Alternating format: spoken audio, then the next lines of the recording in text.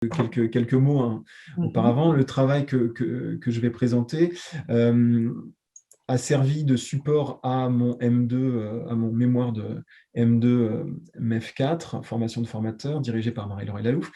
L'objectif était d'amener une promotion, enfin un groupe de professeurs stagiaires à la réflexivité par des interactions entre pairs dans le cadre de leur travail scientifique de nature réflexive, qui est une sorte de mémoire qui les amène à s'interroger sur leur propre pratique partant de situations d'enseignement vécues et problématisées dans le cadre des ateliers de suivi et dans les cadres des échanges avec leurs formateurs, tuteurs universitaires que j'étais à l'époque.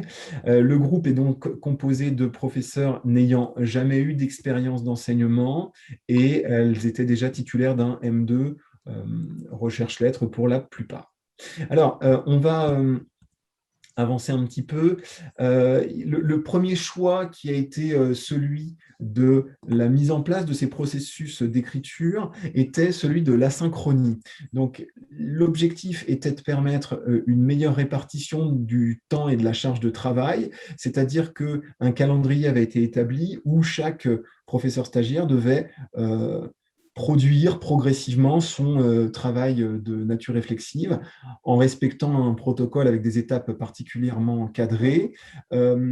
Il nous est apparu que ce choix de la synchronie permettait aussi d'avoir des échanges plus posés, parce que nous nous sommes rendus compte que lors des séances d'atelier en présentiel et où il n'y avait pas d'interaction écrite entre pairs, souvent le groupe restait un peu mutique ou ne savait pas comment interagir dans l'immédiat à des propositions, des pistes évoquées par leurs collègues.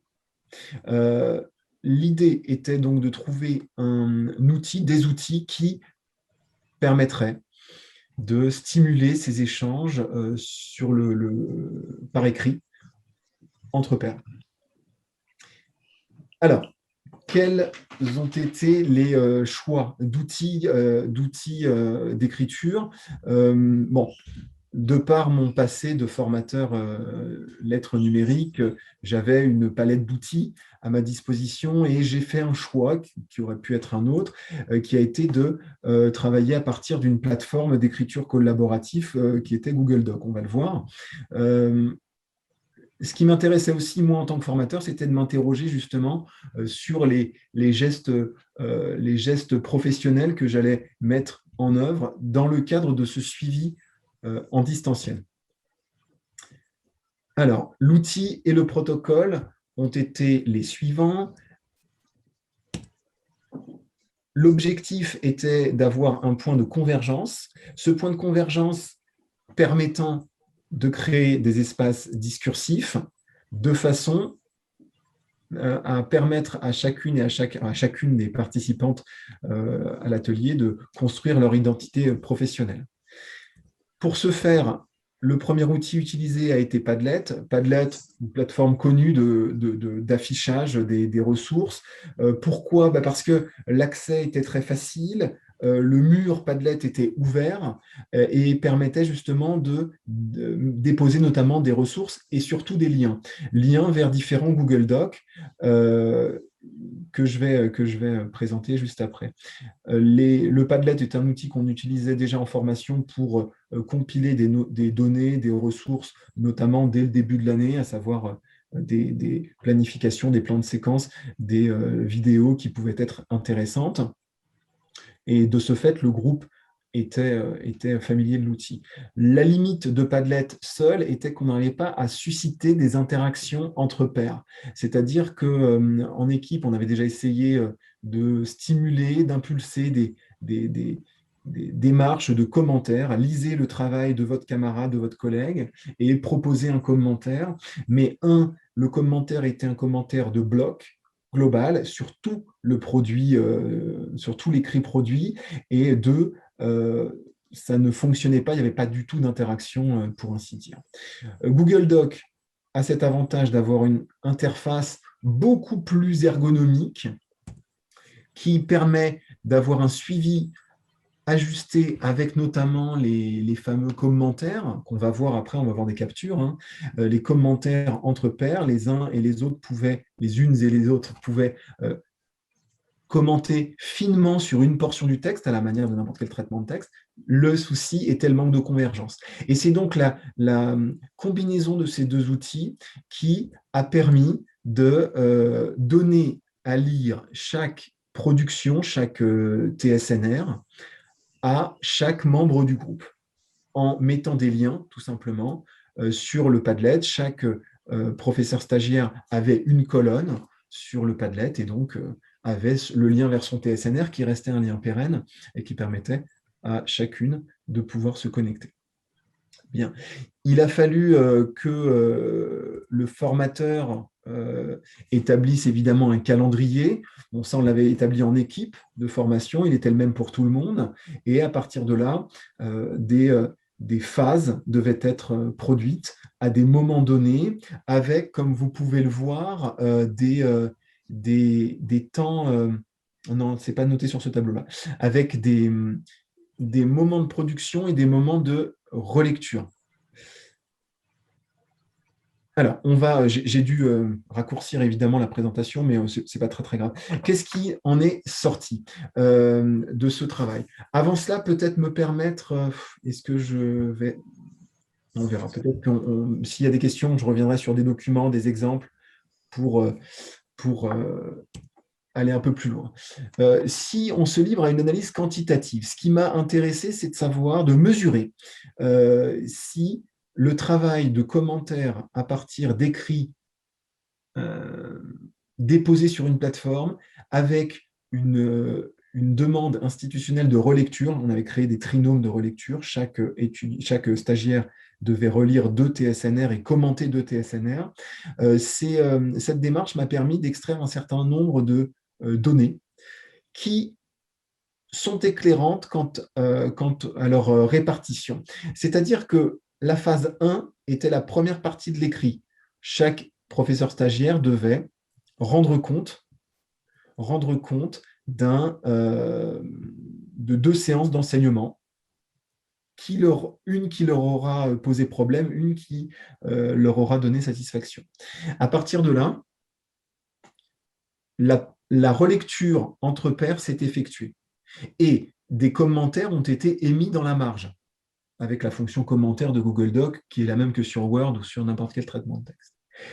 Ce qui est intéressant, c'est de voir donc le nombre total de commentaires émis dans le groupe avec le nombre de commentaires produits par participante ayant commenté. On était à 4,1 commentaires en moyenne par phase sur la phase 1. À partir de là, la phase 2 s'est engagée, phase 2 au cours de laquelle le formateur, donc le tuteur, donnait des conseils de lecture universitaire de manière à problématiser. Et une fois que la phase 2 était produite, donc vers le mois de février, les pairs devaient relire cette phase et proposer là encore des commentaires. Le nombre de commentaires moyens a baissé, donc on peut noter effectivement une baisse de motivation dans le protocole entre la phase 1 et la phase 2. Et vous verrez les exemples après, il y a pas mal de captures. Ça, c'est un constat. Ensuite, ce que l'on constate, c'est que non seulement il y a une baisse du nombre de commentaires produits, mais également une longueur moyenne du commentaire qui s'est réduite. C'est-à-dire que les interactions ont été à la fois moins nombreuses et à la fois moins longues, ce qui n'est pas forcément très engageant.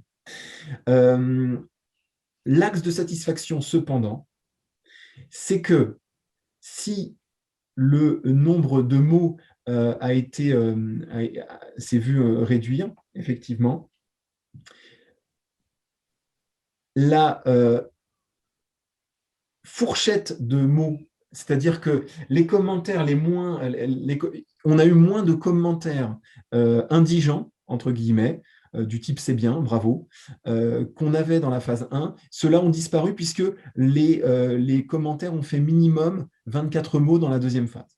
Bon, pourquoi ces chiffres et en quoi nous éclairent-ils? Je ne suis pas un homme des chiffres, ça se saurait, mais ce qui est intéressant, c'est quand même de quantifier l'impact que le protocole a eu. Et de toute façon, les interactions de ce type-là, je ne les aurais pas obtenues par une présentation orale de chaque phase en atelier en présence. On va regarder quelques exemples et surtout parler de l'analyse qualitative, c'est-à-dire non plus combien de commentaires ont été produits, mais davantage quel type de commentaires, c'est ce qui nous intéresse tous en fait, toutes, pardon, je crois que je suis le seul. Dans cette petite étude, c'est quel type de commentaires ont été produits. Alors, avec Marie-Laure Lalouf, j'ai établi une rapide typologie des commentaires produits, allant de codifier de 0, pas de relecture de la part de la professeure stagiaire, 1, uniquement s'intéressant au format orthographique et syntaxique, à la forme du message, 2, quand il s'agit de cette question d'éclaircissement, ensuite, un peu plus poussé, vous le voyez, sur des questions plus problématiques, ou des conseils, des relances, ça s'est souvent retrouvé, un encouragement, ou des remerciements, parfois, parce que ça faisait écho à leur propre pratique. Et finalement, donc, un code 5, quand il y avait une interaction dans le bloc du commentaire, une réponse au commentaire, une réponse à la réponse, etc. Une analyse plus poussée en 6 et en 7, lorsque je trouvais que la professeure stagiaire manifestait une capacité à se retrouver dans cet apport. Et j'ai rapproché ça du travail de Anne Jorot, on va le voir juste après. En termes de volume, là encore, pardon, mais ce qui est intéressant, c'est de voir que la majeure partie des commentaires se situe dans la fourchette demande d'éclaircissement et questions, relances et conseils. Vous voyez. Dès lors qu'on est sur les phases les plus poussées, c'est un peu plus timide. Et également sur les phases purement formelles, assez peu quand même de modifications de cet ordre-là, puisque ce n'était sans doute pas ce qui les intéressait. Alors, j'ai là des exemples de commentaires capturés dans la plateforme Google Doc sur des questions, par exemple, d'éclaircissement. Là, il était question des brouillons. En cela, les brouillons ou écrits intermédiaires ont une importance indéniable puisqu'ils sont le lieu de l'épaississement de la pensée du texte. Il est essentiel, comme le souligne Dominique Bucheton, de permettre aux élèves de reprendre leurs travaux, sans toujours fuir en avant vers d'autres tâches pour les inviter à construire un rapport distancié et constructif avec leurs écrits. Et là, on a une professeure stagiaire qui a interagit par rapport justement à la manière dont les brouillons étaient traités.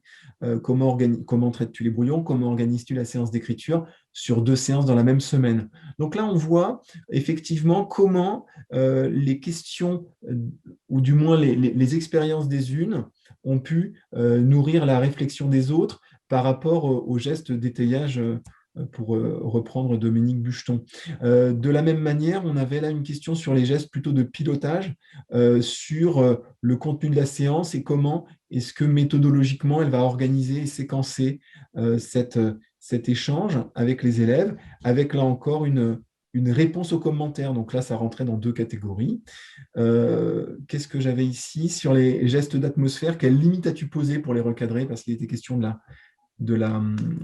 débat, de l'organisation d'un débat oral, et la question de Camille portait sur justement la gestion du groupe. Donc, ce type d'interaction m'a paru intéressant parce que les questions posées, en fait,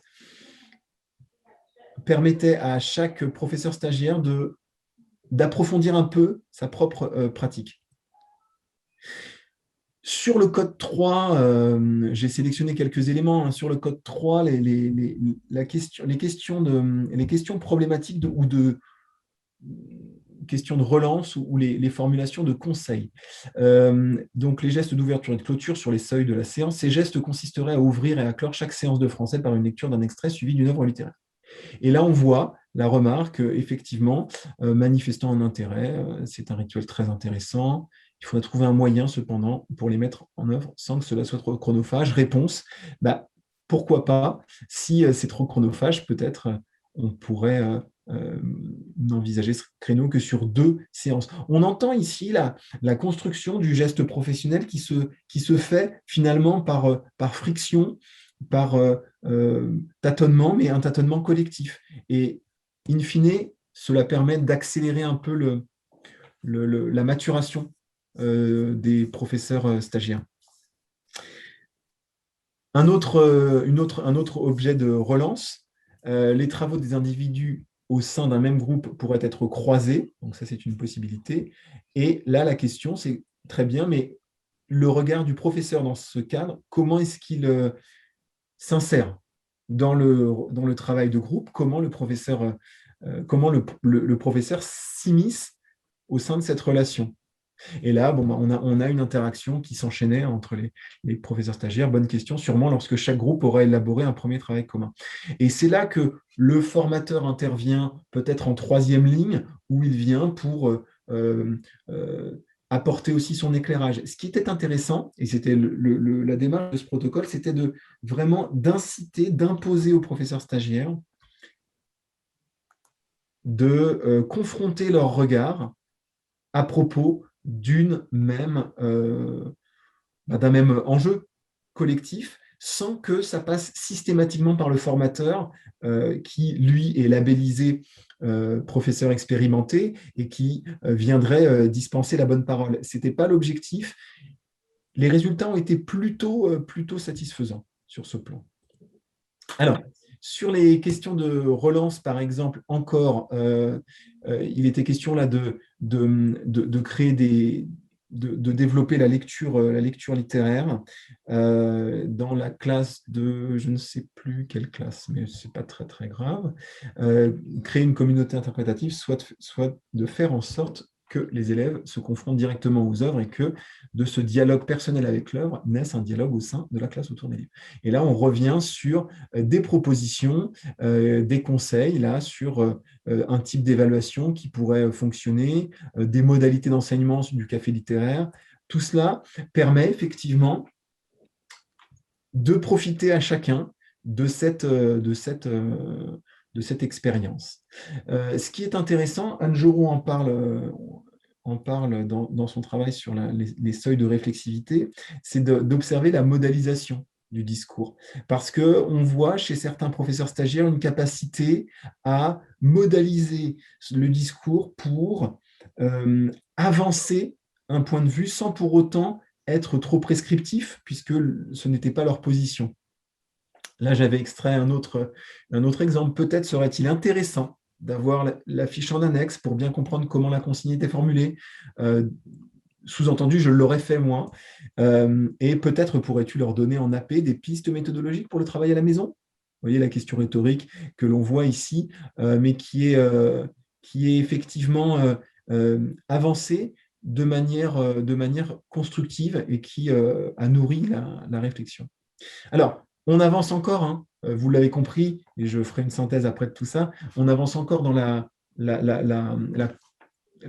l'approfondissement sur une analyse davantage poussée et ce que j'ai appelé la décentration, c'est-à-dire justement la capacité à sortir de sa propre pratique pour l'observer, ce que la réflexivité nous invite à faire. Attends-tu que le commentaire tisse des liens avec le texte complémentaire ou leur demandes-tu de faire la lecture analytique traditionnelle après cette étude du texte complémentaire? Donc là, on voit qu'on est vraiment sur un dialogue d'experts, un discours entre professeurs un peu plus experts, en lycée en l'occurrence, de façon à avoir un éclairage didactique et à répondre plus en avant à la question qui était évoquée. Et là, j'ai trouvé aussi cette capture intéressante sur toujours la même logique, avec la question de l'appropriation. Il m'est apparu qu'il était nécessaire de chercher à ce que les élèves puissent davantage s'approprier les lectures analytiques. Question qui tue, Question de Pauline, mais quelle réalité recouvre ce terme? Et effectivement, on a la question, là, on sent presque le discours euh, marqué de attention, tu emploies un terme qui est très générique, il faudrait voir ce qu'il y a derrière. Et j'ai trouvé que c'était très intéressant. Bien entendu, en fonction du degré de profondeur du commentaire, on sent la posture enseignante hein, qui transpire derrière. Cette déconstruction terminologique était effectivement un très bon signe. Il faudrait savoir de quoi dépend la réussite de la lecture professorale. Si c'est surtout des facteurs extérieurs qu'elle est fréquente, pardon, il n'est pas peut-être pas normal qu'elle ne fonctionne pas à chaque fois. Donc là, on sent vraiment un autre commentaire sur un autre objet, mais qui prend de la hauteur.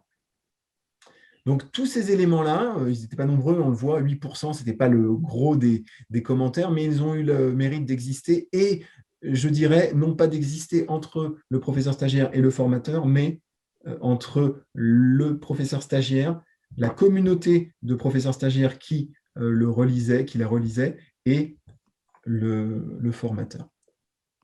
Alors, cet outil, je le disais, hein, et je vais bientôt terminer, hein, s'appuie sur les seuils de réflexivité de Anne Jorot, dont tout à l'heure Hélène a parlé. La typologie établie, en fait, j'ai évacué les questions orthographiques, bien entendu, reprend ces éléments-là. Le seuil du reflet, alors, normalement, il y avait des écrits qui devaient apparaître, qui n'apparaissent pas. Ah, si, c'est ça. Voilà, le seuil du reflet sur les 3 premiers champs, puisque Anne Jorot analyse hein, les seuils de réflexivité selon un degré de profondeur du commentaire, de la posture par rapport à ce qui est émis, alors que ce soit dans l'écrit ou alors que ce soit dans le commentaire, mais là, en l'occurrence, ça correspondait pas mal. Je cite Anne Jorot, hein, il s'agit moins d'une analyse que d'une justification du déroulement de la situation, objet de réflexion. L'absence de débat, l'absence de questionnement identitaire et professionnel installe une relation magique au métier. C'est-à-dire, si on s'intéresse aux commentaires, c'est bien ce que tu as fait, j'aimerais bien en faire autant, ou bravo, c'est une excellente séance. Ce genre de commentaires ne va pas vraiment au-delà. Le seuil de l'interprétation est un seuil supérieur, où là, il y a effectivement une capacité à interagir avec les commentaires. Il y a une coquille. Le praticien est sous le coup de l'émotion, selon Anne Jorot, de la mise à jour d'un conflit intrapersonnel et lancé par une volonté de dialoguer avec des références qui ont provoqué une sorte d'inconfort. Le praticien interroge sa pratique et entre dans un processus de conceptualisation. Donc on va plus loin, il y a une réflexion. Et enfin, le seuil le plus intéressant est le seuil de la fonction critique régulatrice, où là, l'alternative est envisagée. On va plus loin, peut-être aurait-on pu travailler différemment, et c'est ça qui a été le plus porteur, en fait. Bien. Là, on a des exemples, voilà, justement, de fonctions critiques régulatrices, selon moi, avec des questions qui interagissent, enfin, des commentaires qui questionnent le protocole et qui proposent une alternative également. Les élèves ayant découvert donc le sujet le jour même, la rédaction devait être réalisée en 2 heures. On pourrait peut-être essayer de mettre en place un travail sur un laps de temps un peu plus long, une première étape en 1 heure le premier jour, etc. Donc on voit que quelque chose se déroule, quelque chose qui vient justement à la fois critiquer et ensuite proposer. Alors, cet outil permet de développer ce que Chloé Feita appelle le style professionnel. On a vraiment la construction d'un ethos professionnel qui est en train de se construire, d'une identité professionnelle vraiment, avec montrer que voilà le professeur que j'ai envie de devenir, voilà ce qu'on m'a imposé, ce que je ne veux plus faire, et donc aller dans ce sens. Pour ce qui est des professeurs stagiaires, je me suis intéressé à leur point de vue par rapport à cela.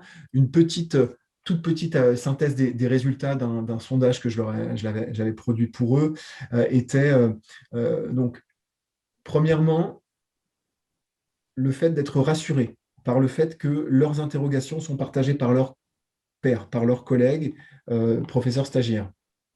Deuxièmement, les commentaires ont été bien perçus, stimulants la plupart du temps, bienveillants toujours, mais malheureusement pas assez d'échanges entre eux. Ils auraient aussi aimé pouvoir aller plus loin dans la construction des échanges, mais chacun étant pris par sa propre pratique, c'était difficile. Et enfin, ça c'est plutôt le formateur que je suis, c'est que la modification des postures a été peut-être insuffisante au regard de ce que j'espérais déclencher.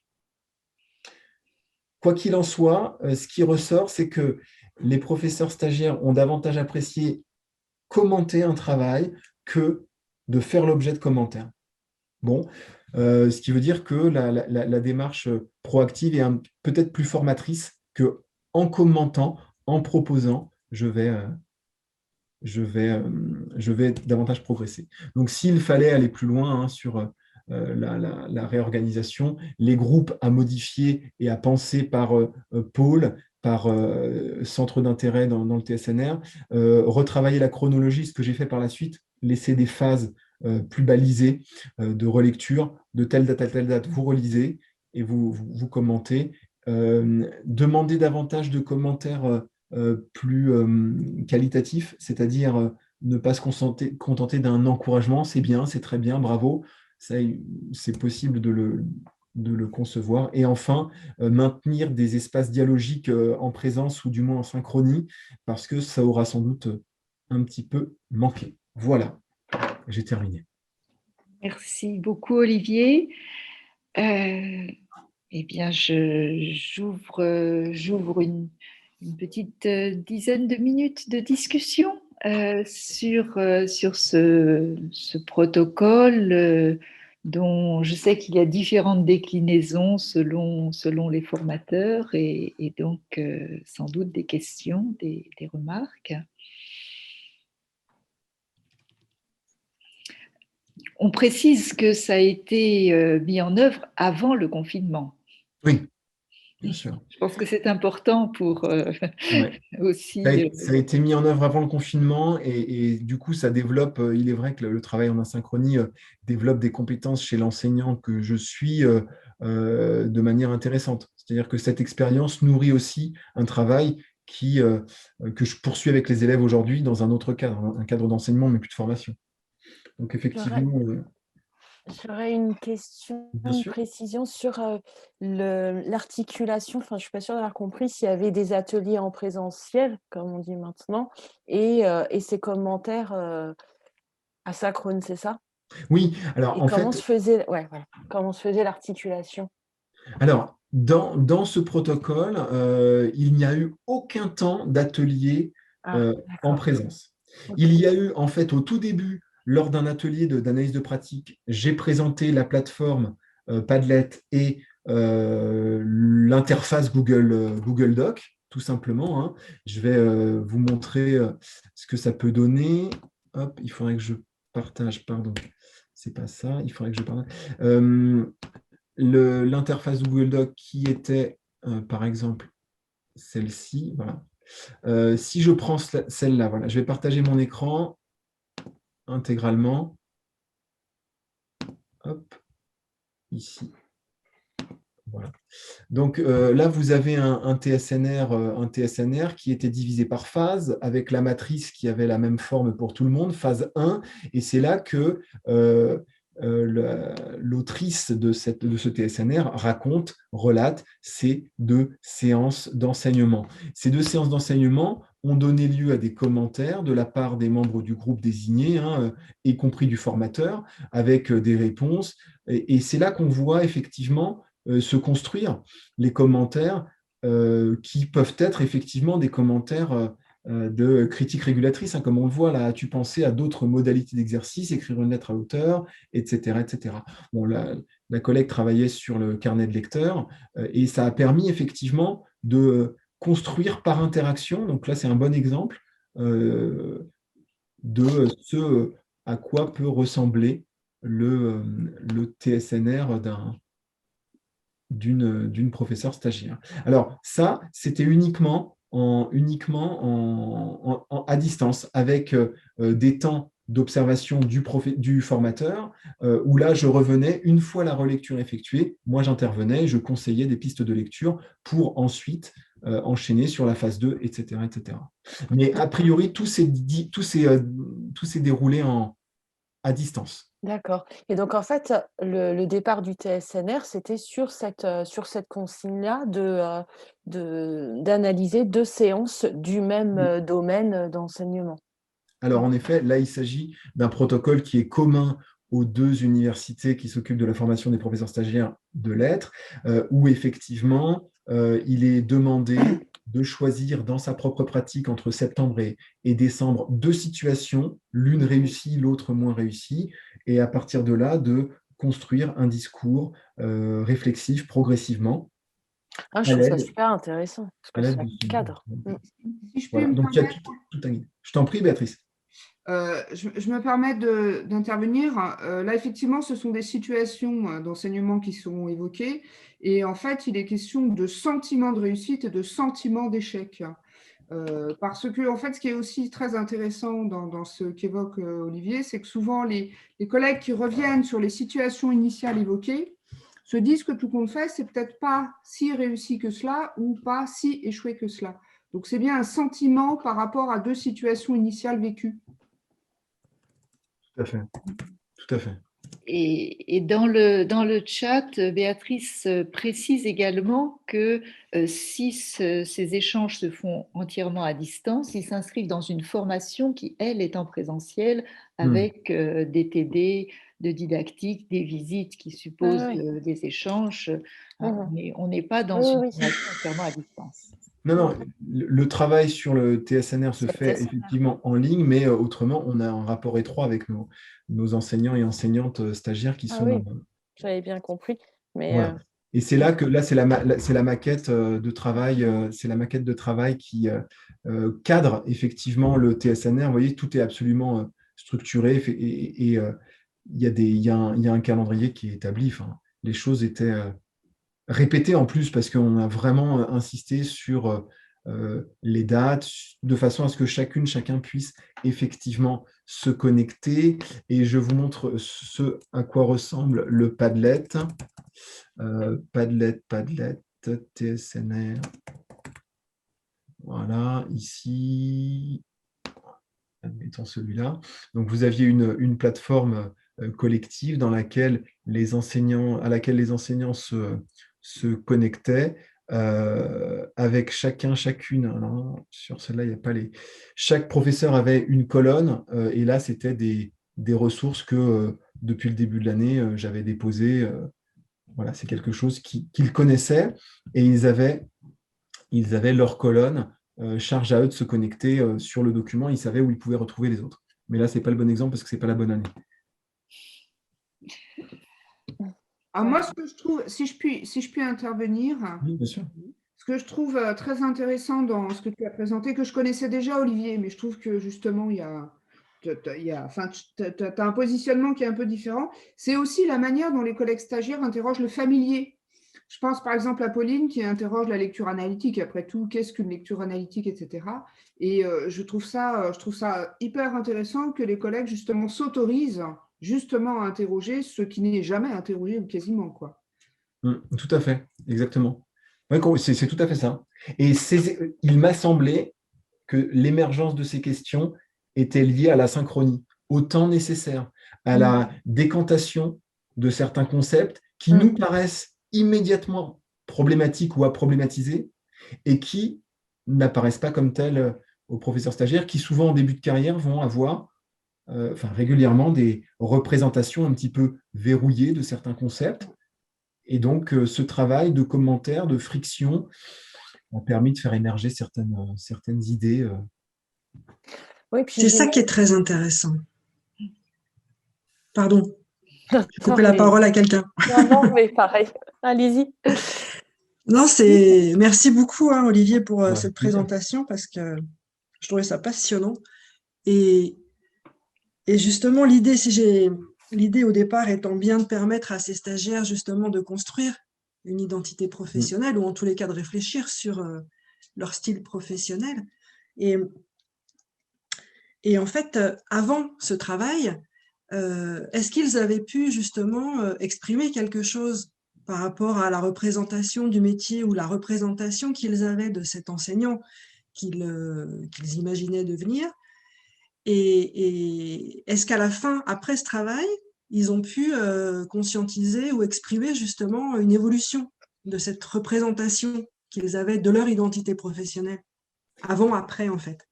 Alors, comme l'a dit Marie-Laure, effectivement, ce travail d'écriture réflexive s'inscrit dans un ensemble de la formation initiale.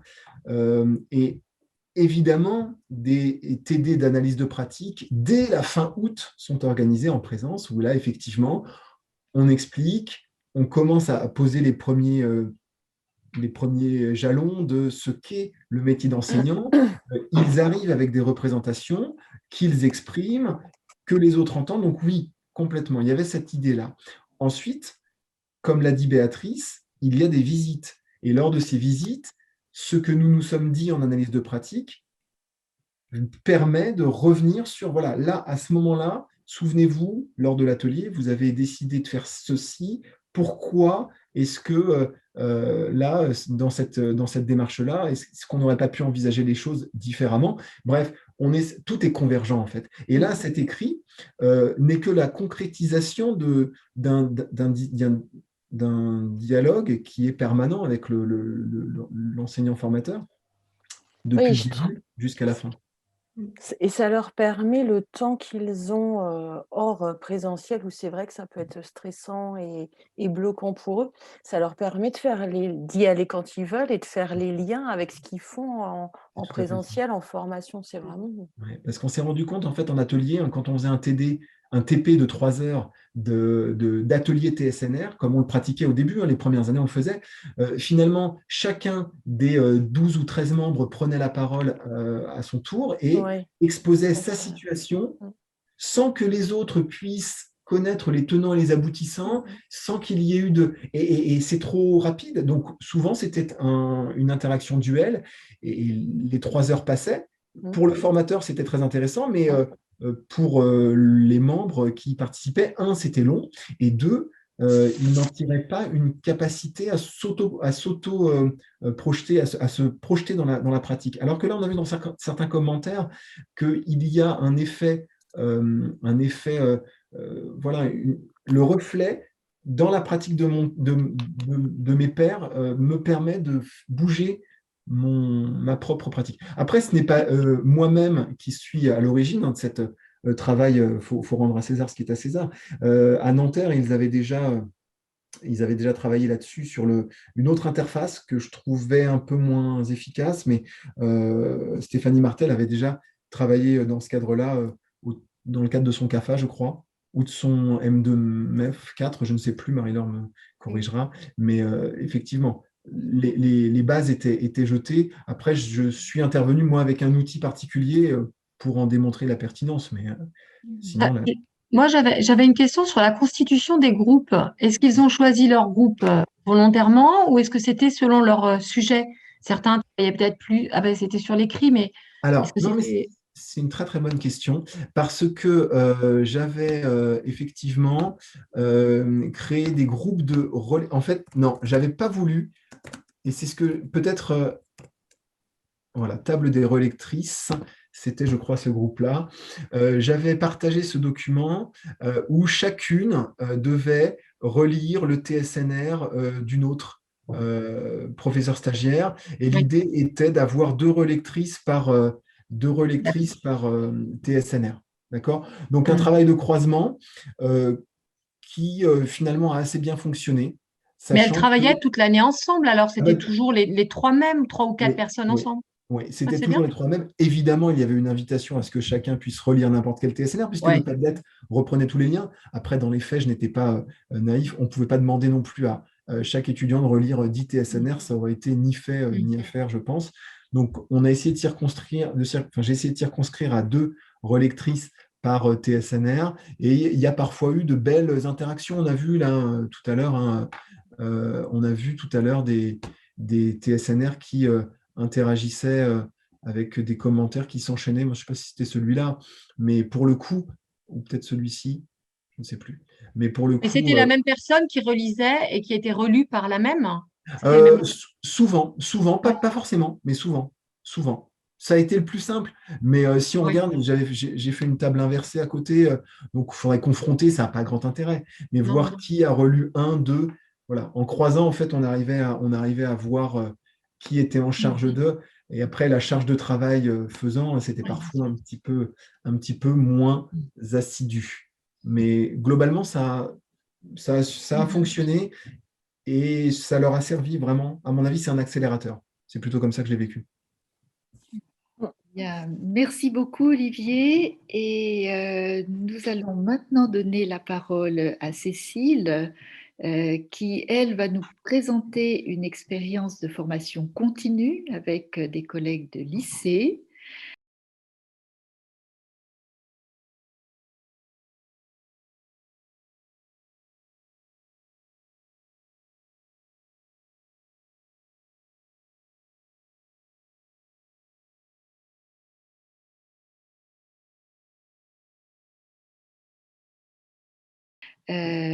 Cécile travaille à mi-temps pour la formation des professeurs d'école à Nanterre et est également professeure de lycée depuis plusieurs années où elle anime au sein du groupe Lettres et dans son établissement des formations dont elle va nous parler.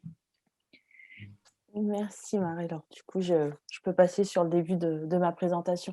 Alors, je ne sais pas si je fais ça, je ne sais pas si je vous vois toujours. D'accord à moi. Ça ne fonctionne pas en fait. Ah si, c'est parfait. Donc, j'ai achevé mon master formation de formateur d'enseignants l'année dernière à CRJ. Et c'est à partir de cette expérience que je me suis interrogée sur le sujet qui nous occupe aujourd'hui. En tant que formatrice en formation, je dirais que l'utilisation des outils réflexifs a un double enjeu. C'est à la fois celui que l'on utilise pour se former soi-même et ceux que l'on utilise pour former. Donc, c'est à partir de ces deux axes que je vais vous présenter l'expérience de croisée de cette élaboration d'un dispositif de formation sous forme de compagnonnage et son analyse. Donc, je n'avais pas l'année dernière de formation institutionnelle. C'est pour ça que j'ai proposé à mon équipe, à l'équipe de l'aide dans laquelle, dans le lycée dans lequel j'exerce, d'introduire la didactique de la compréhension dans nos pratiques pour nos lycéens. Je vais donc d'abord voir l'apport que les outils réflexifs qui m'ont été proposés en master, les apports qu'ils ont eus pour le compagnonnage, les effets qu'ils ont eus vraiment pour le compagnonnage, et donc ensuite l'utilisation que j'ai faite de deux outils réflexifs pour introduire la co-réflexion et la co-analyse dans le compagnonnage. Pour une formatrice en formation, il s'agit en fait de prendre en main à la fois des outils professionnels et donc d'avoir des gestes professionnels nouveaux de formation et puis aussi d'avoir une lecture analytique et ce croisement n'est pas toujours simple, mais en tous les cas essentiel. Et j'ai toujours, même maintenant, du coup, dans ma pratique de formatrice, cette phrase de Marie-France Bishop, « Dites-moi, Cécile, qu'est-ce que vous voulez voir ?» qui m'accompagne à chaque fois. Donc, ce que j'avais retenu pour moi qui faisait la base de mon travail pour élaborer mon dispositif, c'était qu'un travail d'équipe était pas forcément évident à mettre en place, qu'il fallait prendre en compte les 3 types de réticences, la perte de temps qui pouvait être ressentie, la déstabilisation dans les pratiques, puis les difficultés à introduire des, des des nouveaux gestes dans sa pratique. J'avais aussi en tête que évidemment, le modèle applicationniste n'était pas efficace et qu'il fallait jeter des ponts entre ce que j'allais proposer et ce que mes collègues avaient l'habitude de faire. Et puis que la professionnalisation, enfin que l'amélioration de nos gestes professionnels passait par cette analyse dans et sur l'action. Du coup, j'ai inscrit, donc vous voyez ce schéma avec cette idée que nous allions pouvoir co-réfléchir, co-analyser et co-construire. Donc ça semblait bien s'enchaîner. Mais en fait, je me suis rendu compte qu'il y avait quelques passages à risque qui n'avaient pas été anticipés, notamment, et ça revient, enfin, je pense au cadrage, Olivier, dont vous avez parlé là pour votre protocole vraiment ferme en tant qu'accompagnant d'un travail d'équipe. Je ne me suis pas sentie légitime de proposer un tel cadrage. Donc, entre la présentation, la première réunion de présentation des enjeux du problème d'enseignement et puis cette troisième étape où on devait analyser nos pratiques, j'ai perdu beaucoup de candidats. Il ne me restait que deux collègues qui étaient partants. Et donc, un problème de cadrage et aussi un problème de commande, où toujours avec cette même idée, et c'est ce voilà, ce qui va apparaître dans la place, le rôle et la posture de l'accompagnante, de ne pas trop diriger, de ne pas être trop dirigiste et de ne pas trop imposer. Du coup, j'avais ouvert la commande à leur piste par rapport à cette introduction de l'enseignement de la compréhension, quelques outils que j'apportais, mais sans délimiter en fait un objet, enfin un outil qui permettait vraiment qu'on soit tous qu'il y ait un vrai travail d'équipe autour d'un seul outil pour pouvoir vraiment l'analyser. Et du coup, j'ai été le centre névralgique du travail d'équipe, c'est-à-dire que j'étais là et je faisais le lien avec chacun, mais que eux, en fait, n'avaient pas de lien entre eux, puisque tout se passait en fait par échange de mails de l'accompagnante vers les accompagnants.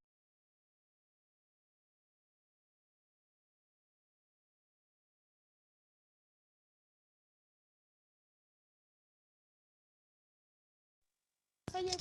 Ouais, merci Yoyo.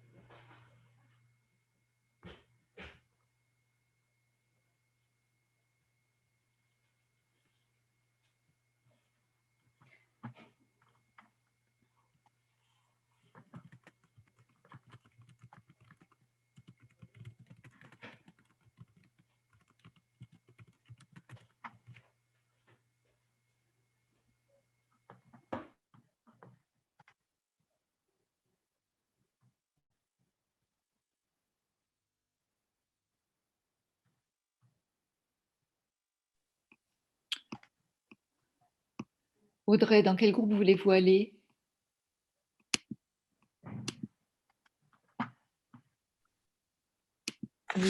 J'étais dans l'atelier numéro 1. Et vous y restez? Oui, je veux bien, effectivement. Et je vous remercie de m'avoir fait accepter. Karine, dans quel groupe voulez-vous aller?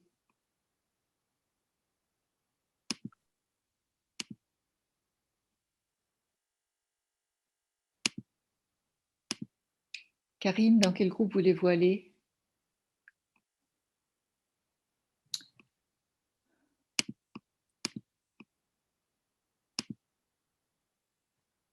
Christophe, dans quel groupe voulez-vous aller? J'aimerais bien aller dans le groupe 2, atelier 2. D'accord. Excusez-moi. Merci. Non, non, pas de souci.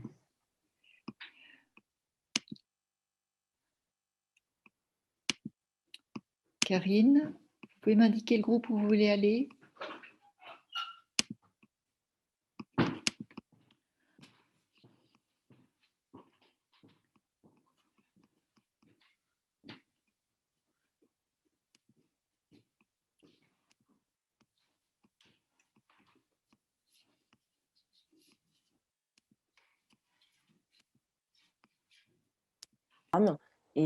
Et puis au poids des examens finaux, notamment en GT, en général et technologique.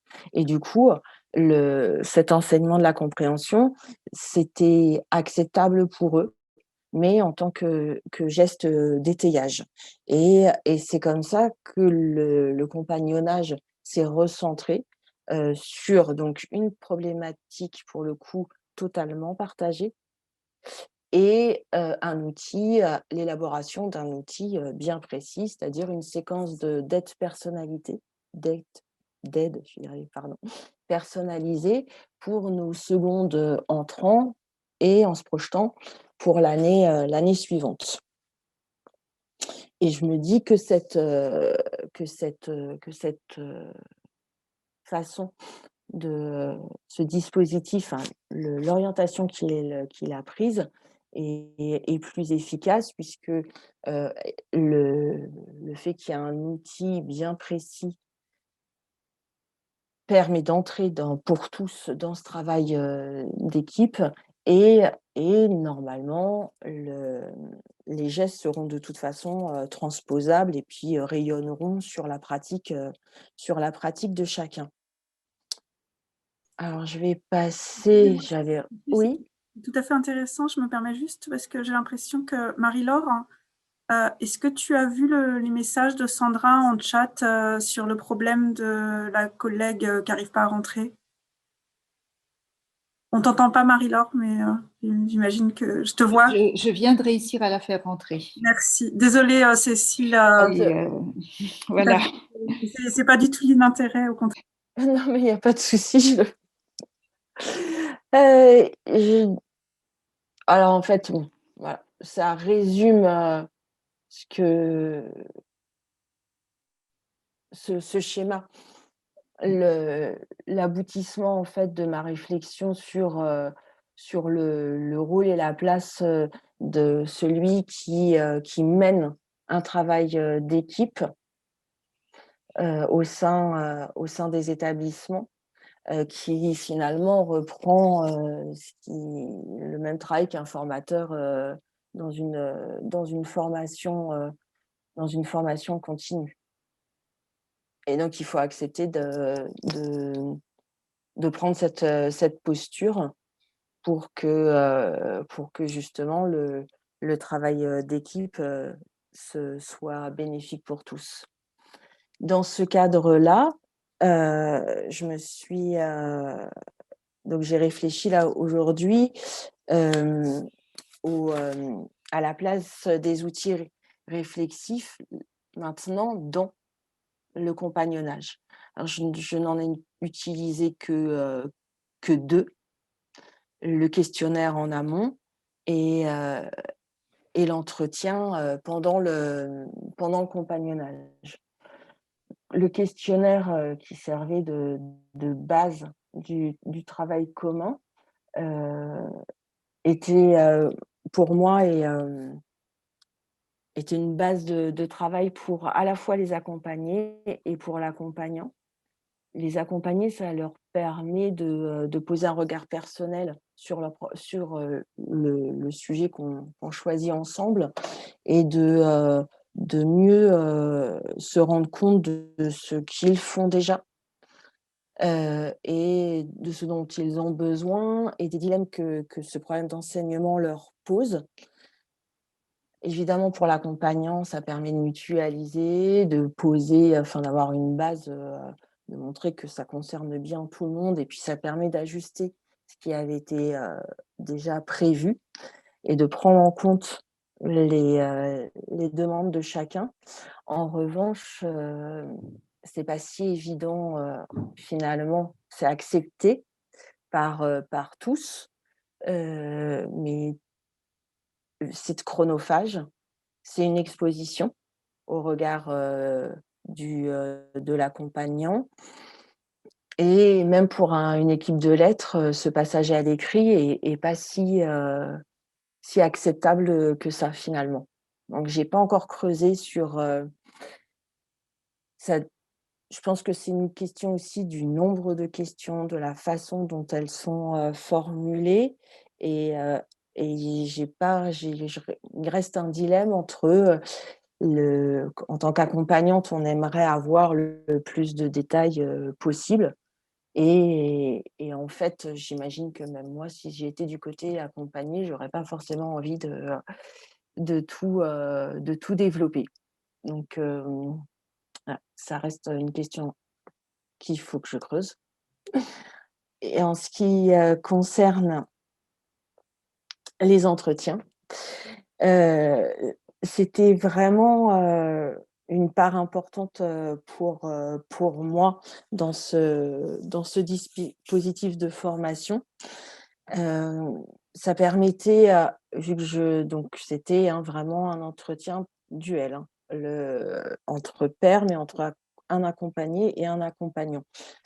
Pour une question d'organisation, hein, toujours, et de pas trop demander, de pas surcharger les collègues. On pouvait pas venir à 2 assister à la séance de quelqu'un d'autre et donc et pareil sur se regrouper à plusieurs, je ne sais pas si c'est compliqué, mais en tous les cas pour moi, c'était, impossible à exiger de mes collègues et ils se sont pas non plus proposés à le faire. Et donc, normalement, ce croisement de regards, devait porter sur l'outil de formation que nous préparions. J'avais une expérience, personnelle de l'entretien d'explicitation avec, Brigitte Cosnard qui avait été, vraiment importante en tant qu'enseignante, hein, la première année. Donc j'avais cette idée de l'offrir à mes collègues. Bon, alors je pense qu'avec plus de pratique, ça peut rester un bon outil même dans le cadre d'un compagnonnage. Là, les pistes en tous les cas, les résultats auxquels, pas les résultats, hein, je vais y arriver. Parce que les 3 points, voilà, excusez-moi, les 3 points que je garde, finalement de cette expérience, ceux auxquels j'ai abouti, c'est que l'entretien, pour évoquer juste le réel, évidemment, ça n'a aucun intérêt et que cette question, elle doit être posée par celui qui fait l'entretien dans le cadre d'un compagnonnage en amont, c'est-à-dire pourquoi, à la fois par rapport à l'accompagné et à la fois pour le travail en commun. Par exemple, le choix de l'outil des différents types d'entretiens est important. Donc je voulais absolument faire cet entretien d'explicitation avec une collègue qui avait mené la même séance 4 fois avec 4 groupes différents. Donc elle était incapable, évidemment, j'ai été incapable de la repositionner dans une seule séance puisqu'elle mélangeait son expérience des 4. Si j'avais fait l'instruction au SUSY, ça aurait été plus intéressant.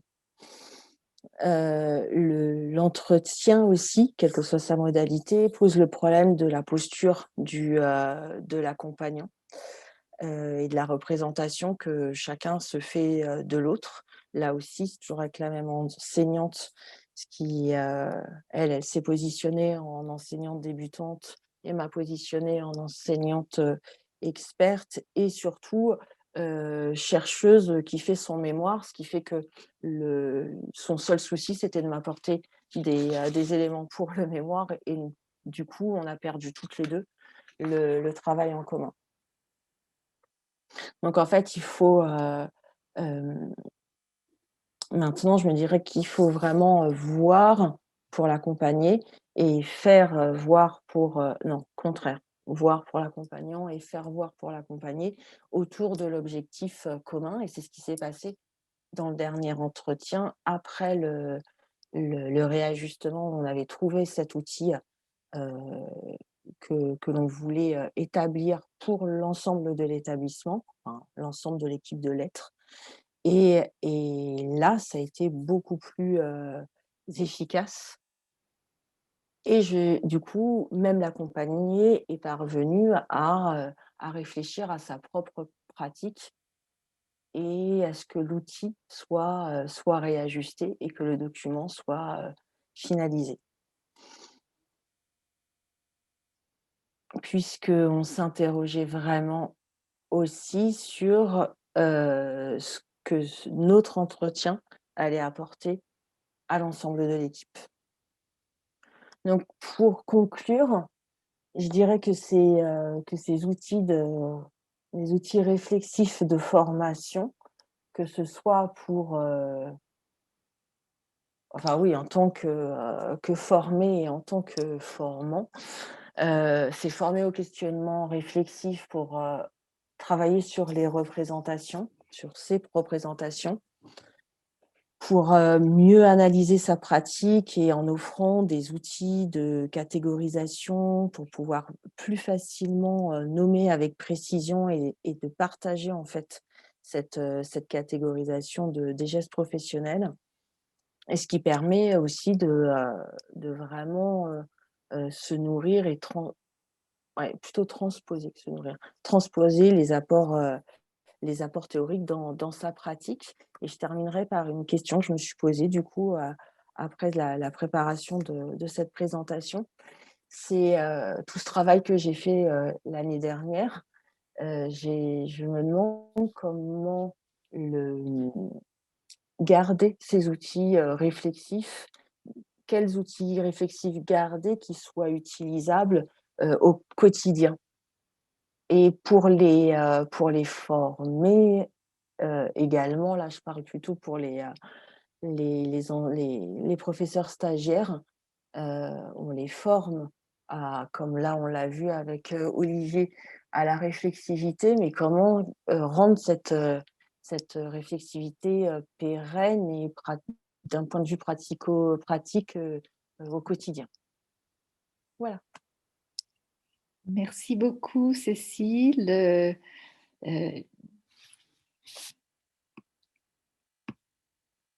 Vous nous entendez? Oui. Oui. Donc, effectivement, vous étiez dans la situation particulière de solliciter l'équipe de votre établissement pour faire votre mémoire. Oui, vraiment. Et dans une forme à mi-chemin entre ce qui pourrait être une action de formation et une action une recherche-action, en quelque sorte. Et je lis, je ne sais pas si vous avez eu le temps d'en prendre connaissance, ce qu'écrit Béatrice dans le chat. Pardon, non, j'avais pas Exposé mis. très Oui. intéressant qui pose notamment le problème de l'enseignant formateur dans son établissement. Une subjectivité, mais deux sphères professionnelles distinguées, des postures différentes en fait, pas si différentes que cela.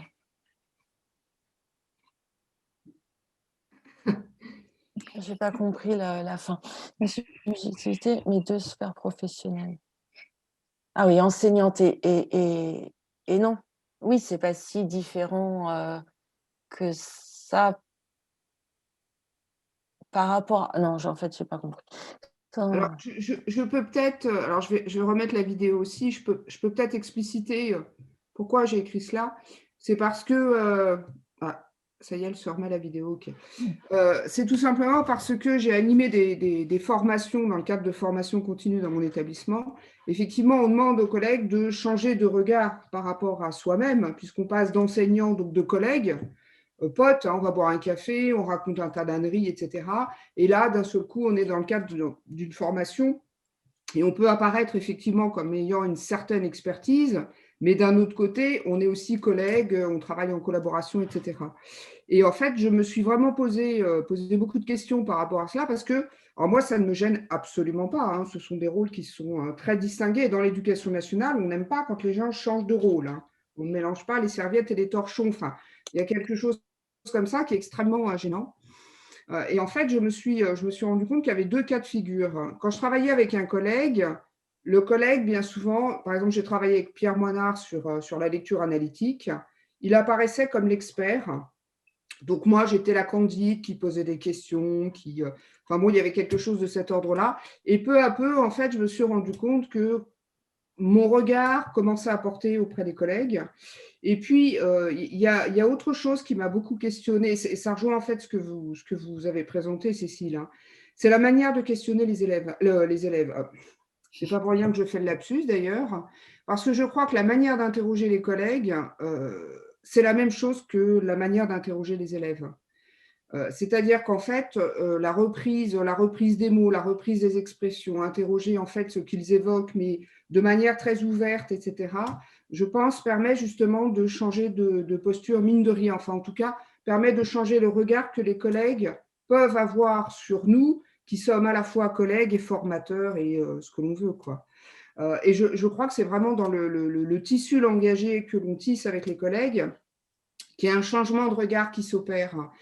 Et dans ce que vous avez évoqué, je l'ai un peu senti. Enfin, j'ai senti quelque chose de cet ordre où vous n'étiez pas forcément très à l'aise parce qu'effectivement, on est, c'est pas trop comment se situer vis-à-vis de ces collègues que l'on forme entre guillemets. Mais je crois que ce langage, en fait, ça rejoint un peu l'exposé de tout à l'heure. Ce grain d'analyse, en fait, qu'on peut porter sur ce qu'énoncent les collègues, en fait, nous permet d'avancer dans enfin, c'était juste cela par rapport à cette expérience qui, effectivement, est extrêmement enrichissante, mais déstabilisante, en fait. Mais oui, je pense que vous avez raison, ça vient finalement, enfin, tout vient de celui qui occupe le rôle de formateur. Parce que ce qui a posé problème, je pense que c'est moins eux que moi. Une fois que j'ai réussi à comprendre aussi pourquoi ça ne fonctionnait pas, finalement, oui, je pense qu'ils sont tout à fait preneurs, hein. Cécile, je me permets une question parce qu'effectivement, j'ai trouvé très intéressant la manière dont votre exposé pointe du doigt ce que disait Béatrice, à savoir les difficultés parfois de positionnement, non seulement, comme vous le disiez, dans votre propre identité de formatrice, étudiante, collègue, quelque chose d'assez hybride, et en même temps dans le regard qu'on porte sur vous du fait de votre parcours universitaire en cours. Et je me posais la question, pourquoi est-ce qu'il n'y a pas eu cette adhésion que vous avez évoquée tout au début de votre prise de parole? Pourquoi il n'y a pas eu l'adhésion suivie? Et pourquoi ça s'est terminé aussi peu nombreux autour de ce projet? Est-ce que vous mettriez ça sur le compte des outils mis en œuvre, à savoir questionnaire et ou entretien, ou alors est-ce que vous mettez ça sur le compte d'une forme de pudeur professionnelle, peut-être, le fait de ne pas accepter en tant qu'enseignant d'ouvrir, de s'ouvrir à la réflexivité en présence d'une collègue, malgré le fait qu'elle soit là pour nous y aider? Je pense qu'il y a eu deux raisons en fait. Vraiment la principale, c'est que ce que je leur avais proposé était beaucoup trop flou et du coup, ils n'ont pas réussi à s'en emparer. Et donc, finalement, ils n'ont rien, enfin, presque aucun a mis vraiment en place quelque chose puisque la commande était vraiment trop floue. Mais aussi, vous avez raison, il y a eu réticence, oui, à ce que je vienne. Un collègue qui vient dans sa classe, c'est toujours difficile. Le regard d'un père et par rapport aux élèves. Alors qu'en fait, les 3 fois, ah bah non, non, je l'ai fait que. Ah oui, j'ai fait 3 entretiens, mais j'ai assisté à 2 séances. Il n'y a évidemment aucun souci, ni pour le collègue, ni pour les élèves. Il suffit, les élèves, on leur dit qu'on travaille ensemble. Et sur le déroulé de votre entretien, comment est-ce que vous reveniez sur... comment vous ameniez le questionnement, justement, lors de ces entretiens? Je vous dis ce qui a marché, puisque avec celui qui n'a vraiment pas fonctionné, donc pour les 2 raisons, c'est parti sur tout ce qu'on n'aime pas en fait en formation, de récit et de jugement. Enfin, pour le coup, j'avais l'impression d'avoir Brigitte à côté qui me disait: mais non, tu es toujours au mauvais endroit pour l'entretien. En revanche, donc quand l'outil était bien, enfin quand on parlait de la même chose finalement, quand on avait le même objectif avec un autre collègue, là c'était vraiment, je suis partie sur ce qu'il avait trouvé de confortable et de pas confortable dans ce qu'on avait proposé pour dans sa séance à laquelle j'avais assisté et du coup, ça s'est déroulé, vraiment facilement. De son travail en amont, parce que lui n'avait pas qu'est-ce qu'il avait fait? Oui, il avait pris, une séance dont on avait déjà préparé, l'architecture. Il l'avait, heu, il l'avait complété avec le texte qu'il voulait étudier avec les élèves et donc il a été capable de me dire, tout ce qui était compliqué, ce qu'il avait trouvé compliqué dans la préparation et après comment ça s'était passé pendant la séance et du coup, on a pu, vraiment, faire un peu, vous savez, comme Gouagou et Seb là dans Lecteur Lectoris à bien mettre les différentes étapes pour nos collègues et ça fait un document à la fois où vous pouvez, voilà, vous vous introduisez en posant cette question, vous expliquez comme ça. Et cette année, j'ai plusieurs collègues. Alors, j'ai pas eu le temps là de vraiment faire un sondage, mais j'ai eu des retours où des collègues s'en sont vraiment emparés, ont trouvé ça facile et intéressant. Mais honnêtement, ça reste, c'est pas scientifique là, hein, c'est des conversations de salle de prof. J'ai pas fait vraiment un vrai sondage quantitatif là-dessus. Merci. Merci beaucoup, Cécile. Muriel, est-ce que tu voulais réagir sur un des aspects de l'atelier? J'ai beaucoup de questions, surtout sur Cécile, et je me demandais en fait comment vous sentiez en termes de légitimité en fait. Ça a été difficile à construire parce que je suis la plus vieille de l'équipe. Donc j'ai ce statut de doyenne et ils sont tous bienveillants, ils sont tous dynamiques. Donc le statut de doyenne plus de celle qui continue à faire des études, c'était facile ça. J'avais toute leur bienveillance. En revanche, le côté de la légitimité, je pense que ça a pesé au départ là-dessus, hein, sur le fait que je ne proposais pas quelque chose de bien précis. Je ne voulais rien imposer, ni pour le cadre. Par exemple, pour la présentation des apports théoriques et la mise en place du projet, je crois que je l'ai fait 4-5 fois. Je le faisais avec deux enseignants à chaque fois pour respecter leur emploi du temps. Il n'y a pas eu une réunion de toute Je, l'équipe. je voulais savoir, finalement, la demande, elle venait peut-être plus de vous que d'eux. Bien sûr, c'est pour ça que le départ, c'était la difficulté de croiser à la fois la nécessité d'avoir une situation de formation pour le master. Et voilà, et du coup, ça, sans avoir de cadre institutionnel, c'était délicat à poser. Donc oui, alors oui, ça venait que de moi, donc c'est pour ça que j'ai pris aussi dans le contrat, il y avait aussi ce prétexte, l'enjeu de mon mémoire. Donc il le faisait pour moi. Mais ça partait quand même de conversations qu'on avait eues l'année précédente quand je préparais mon mémoire sur la pratique d'enseignante, dans la première partie du master, où ils étaient vraiment intéressés et ils étaient en demande qu'on échange, mais par contre pas dans pas dans ce cadre-là. Ouais, c'est rare qu'il y ait une demande de mise en route d'un travail d'équipe qui demande beaucoup d'investissement.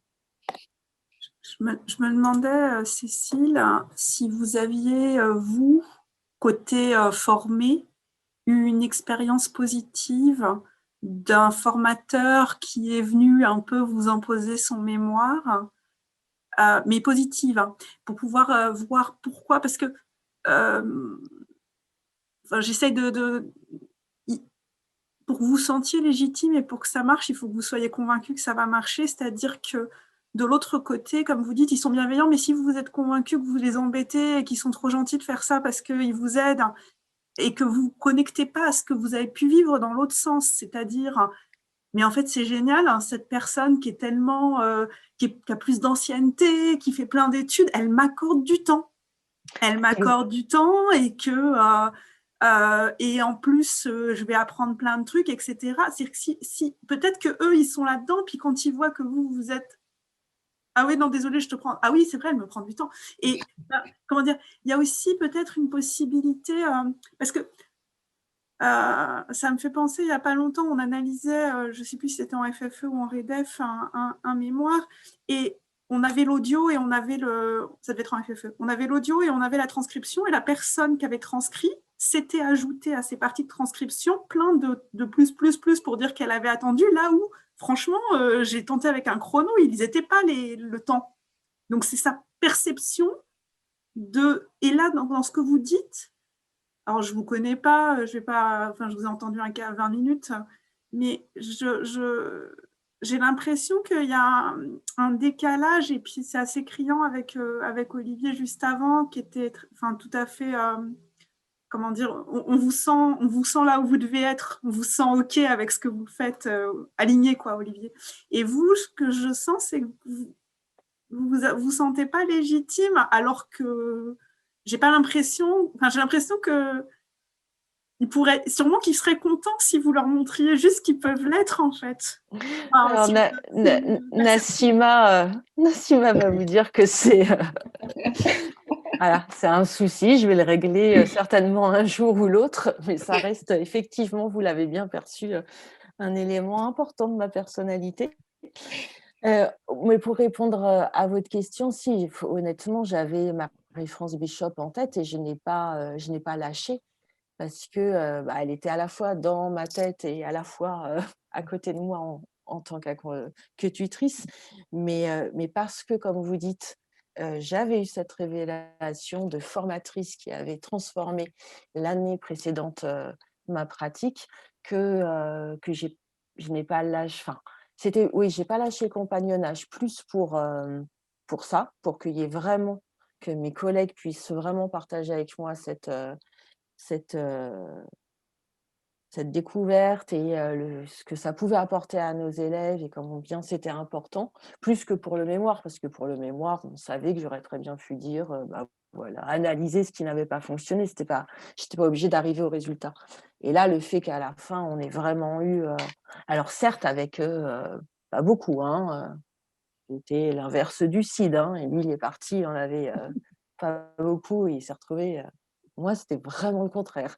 Mais voilà. Alors, Par contre, oui, pour être honnête, mais ça, vous allez me dire que je me remets dans ma posture, c'est que cette année, j'ai pas suffisamment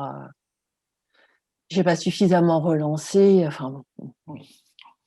Cette année était quand même particulière.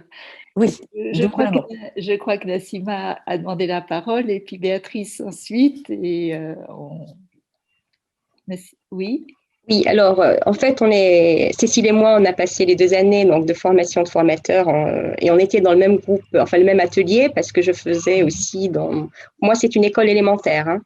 Donc l'enseignement explicite de la lecture, donc j'avais choisi le cycle 2 alors que j'avais jamais enseigné en cycle 2 et donc je devais commencer avec une collègue qui était très aguerrie, hein. Enfin, elle avait des CP depuis une vingtaine d'années et moi, je ne me sentais pas du tout légitime comme Cécile. Et en fait, pour parer, je voyais qu'il y avait un malaise. De mon côté, beaucoup plus, je pense, que du côté de la collègue. En fait, j'ai demandé à une autre collègue de C1 si elle voulait bien rejoindre le dispositif. Je me suis dit, à 3, ça irait certainement mieux dans nos entretiens et dans nos échanges. Et en fait, ça avait fonctionné. Parce que la collègue que j'ai sollicitée était beaucoup plus jeune, avait moins d'expérience. Et je pense que ça m'avait un peu confortée dans le fait que je pouvais être un peu plus légitime, en fait. Et ça avait un peu équilibré les choses avec cette collègue qui était très, très bienveillante, hein. On se connaît depuis plusieurs années et puis elle me faisait confiance. J'ai assisté à des séances dans sa classe, mais c'est moi qui ne me sentais pas légitime. Du coup, j'ai essayé d'équilibrer avec cette collègue qui était moins ancienne et plus jeune.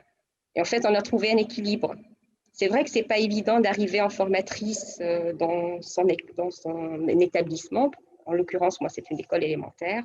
Et c'est vrai qu'au niveau de mon analyse dans le mémoire, j'avais fait un grand chapitre justement sur